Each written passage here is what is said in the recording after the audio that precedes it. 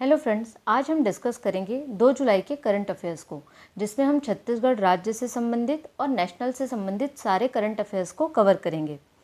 Start करते हैं। पहला क्वेश्चन है, 1 जुलाई 2024 से देश भर में लागू किए गए नवीन कानून पर आधारित पुस्तक का विमोचन छत्तीसगढ़ राज्य में किसने किया है? तो किसने किया है? श्री विष्णुदेव साय जी, जो छत्तीसगढ़ के मुख्यमंत्री हैं, इन्होंने इस पुस्तक का विमोचन किया है। ठीक है। 1 जुलाई 2024 को हमारे देश में 3 नए कानून लाए गए हैं। कौन कौन से हैं वो? भारतीय न्याय संहिता, ठीक है, BNS जिसको शॉर्ट फॉर्म में बोलते हैं, भारतीय नागरिक सुरक्षा संहिता BNSS, ठीक है, और भारतीय साक्ष्य अधिनियम BSA।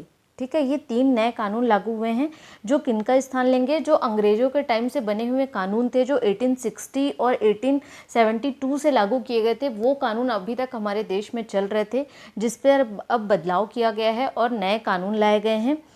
एक ये क्वेश्चन इसमें सबसे इम्पोर्टेंट पूछ सकता है कि कौन से कानून जो अभी नए बदलाव किए गए हैं वो किस पुराने कानूनों को बदल कर किया गया है? तो जो भारतीय न्याय संहिता है वो किसको बदला गया है? भारतीय दंड संहिता 1860 को, इसको बदल के भारतीय न्याय संहिता लाया गया है। भारतीय नागरिक सुरक्षा संहिता किसको बदल के लाया गया है? भारतीय दंड प्रक्रिया संहिता 1973 को। और भारतीय साक्ष्य अधिनियम किसको बदल के लाया गया है? भारतीय साक्ष्य अधिनियम 1872 को। ये 3 नियमों को बदल के क्या हुआ है? ये लाया गया है। ठीक है, तो ये बहुत ही इंपॉर्टेंट क्वेश्चन बनेगा और ये आप याद रखिएगा, ये क्वेश्चन पक्का आएगा किसी न किसी एग्जाम में कि जो नए कानून बनाए गए हैं वो कौन से पुराने कानूनों को बदल कर बनाए गए हैं। ठीक है, क्योंकि नए तो सब याद करेंगे लेकिन वो ये याद नहीं करेंगे कि पुराना किसको बदला गया है जो ये नए कानून बने हैं। तो हमको ये दोनों को याद करना है, कंपेरेटिवली स्टडी करनी है। ठीक है, आगे बात करते हैं कि अब ये तो नया कानून चालू हो गया, 1 जुलाई 2024 से पूरे देश में लागू हो गया। तो पूरे देश में लागू होने के बाद छत्तीसगढ़ में पहला FIR किस जिले में दर्ज किया गया इन नए कानूनों के तहत? तो कहाँ किया गया था? रेंगाखार, कबीरधाम जिले में, जो जनरली मारपीट और बदसलूकी यानी कि एक दूसरे को जो गाली वगैरह देते हैं उस केस में किया गया है। तो ये ध्यान रखना है, इस वो नए कानून के कारण ये क्वेश्चन इंपॉर्टेंट बनता है। ठीक है, आगे बढ़ते हैं। छत्तीसगढ़ में नशे के विरुद्ध अभियान के लिए राज्य के किस जिले को पुरस्कृत किया गया? तो किसको किया गया? राजनांदगांव को। ठीक है, नशे के विरुद्ध अभियान के लिए राजनांदगांव को राजनांदगांव जिले को राष्ट्रीय स्तर पर क्या किया गया? सम्मानित किया। और किसने किया है? राष्ट्रीय बाल अधिकार संरक्षण आयोग ने। किसने किया है? राष्ट्रीय बाल अधिकार संरक्षण आयोग ने राजनांदगांव जिले को पुरस्कृत किया है।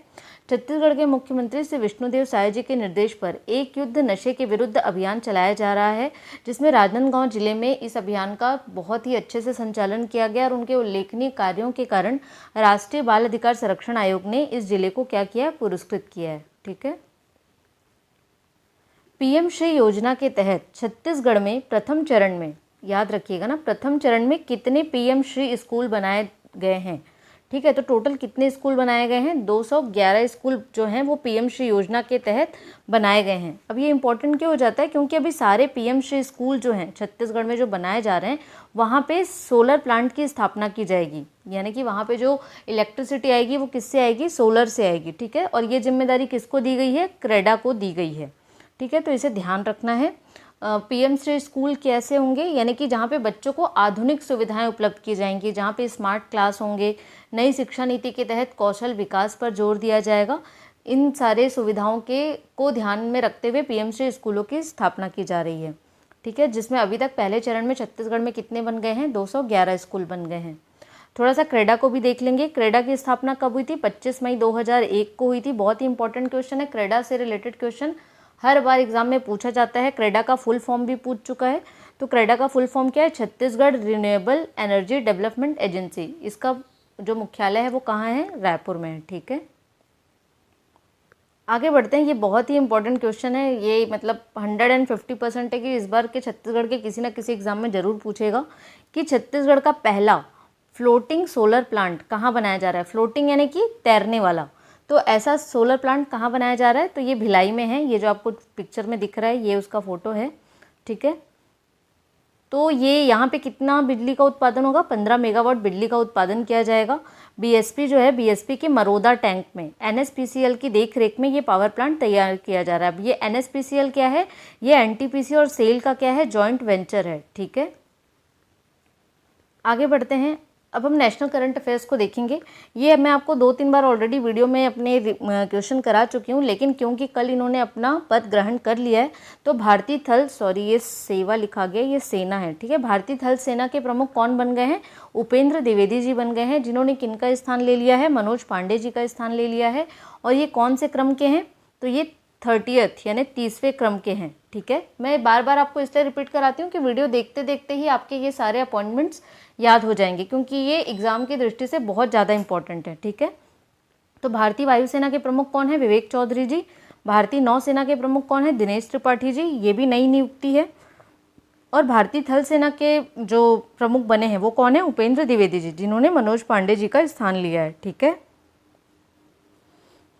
आगे बढ़ते हैं। अपने संपूर्ण जीव जंतुओं की सूची बनाने वाला विश्व का पहला देश कौन बन गया है? मतलब अपने पूरे देश की जितनी भी जीव जंतु है उनकी सूची बनाने वाला पहला देश कौन बन गया है? बहुत ही इंपॉर्टेंट क्वेश्चन है, भारत बन गया है, ठीक है। 1,04,561 प्रजातियों को इन्होंने क्या किया है? लिस्टेड कर दिया है, सूची जारी कर ली है। और ऐसा करने वाला भारत विश्व का पहला देश है, ठीक है, इसलिए याद रखना है इसे। हाल ही में किसे हिंदी भाषा के लिए साहित्य अकादमी बाल पुरस्कार दिया गया है? ये बहुत ही इंपॉर्टेंट क्वेश्चन है, क्योंकि जितने भी साहित्य अकादमी पुरस्कार होते हैं वो एग्जाम में 150% पूछे जाते हैं। अब आप लोग बोलेंगे मैं हर क्वेश्चन को ऐसा बोलती हूँ, बट बहुत सारे क्वेश्चन इंपॉर्टेंट हैं इस लेवल के कि वो एग्ज़ाम में आएंगे ही आएंगे, चाहे वो किसी भी एग्ज़ाम में आए, ठीक है।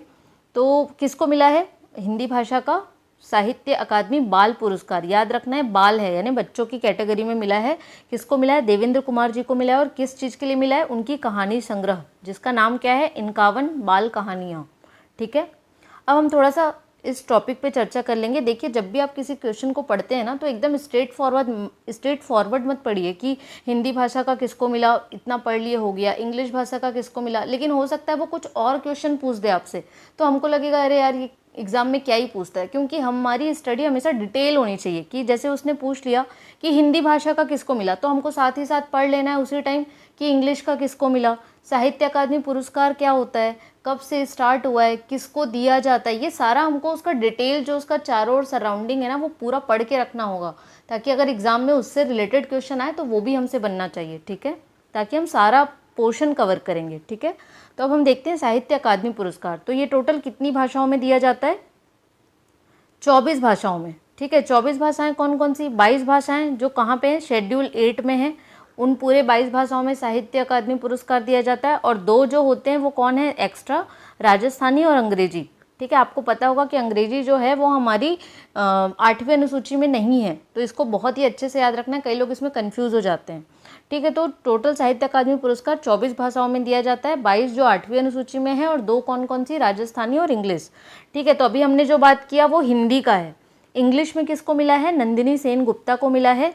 उनका ये क्या है? उपन्यास है। ये क्या है? उनका उपन्यास है, यानी कि नॉवेल है, ठीक है,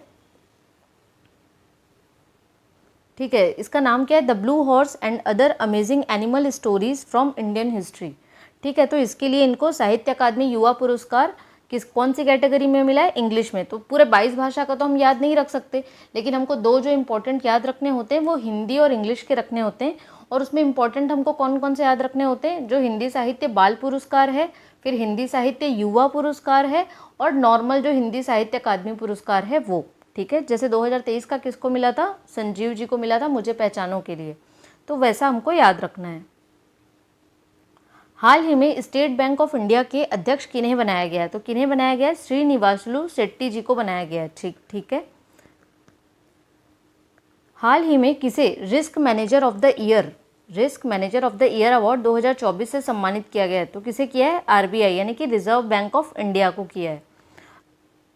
थोड़ा सा हम रिजर्व बैंक ऑफ इंडिया को देख लेते हैं। इसकी स्थापना कब हुई है? 1 अप्रैल 1935 को। किसकी सिफारिश पे हुई थी? यंग हिल्टन आयोग की सिफारिश पे। अभी वर्तमान में इसके गवर्नर कौन है? शक्तिकांत दास, जो कौन से क्रम के हैं? 25th क्रम के हैं, ठीक है। और इसका हेडक्वार्टर कहाँ है? मुंबई में है। इसका हेडक्वार्टर कहाँ है? मुंबई में है, तो इसको ध्यान रखिएगा, ठीक है। तो आज के लिए हम इतना ही करंट अफेयर कवर करेंगे। आगे मैं अभी आपके लिए पूरा जून का करंट अफेयर लेके आने वाली हूँ, जिसमें हम छत्तीसगढ़ का अलग करेंगे। मुझे कल कमेंट में बोला गया था कि छत्तीसगढ़ का अलग बनाना है, तो मैं छत्तीसगढ़ का एक अलग करंट अफेयर बनाऊंगी और एक नेशनल का मैं टॉपिक वाइज बनाऊंगी, यानी कि जितनी नियुक्तियाँ हुई हैं जून में, जितने भी एक्सरसाइज यानी कि जितने भी जॉइंट एक्सरसाइजेज जो यानी कि मिलिट्री एक्सरसाइजेज होते हैं, युद्ध अभ्यास, वो हुए हैं। साइंस और टेक में क्या क्या हुआ है उसका हम टॉपिक वाइज बनाएंगे, ताकि वो आपको बहुत क्लियर रहे और आप एक ही वीडियो में पूरा वो टॉपिक कंप्लीट कर लें। ठीक है, तो अगर आपको ये वीडियो पसंद आता है तो प्लीज़ इस वीडियो को लाइक कीजिए और चैनल को सब्सक्राइब कीजिए। Thank you so much.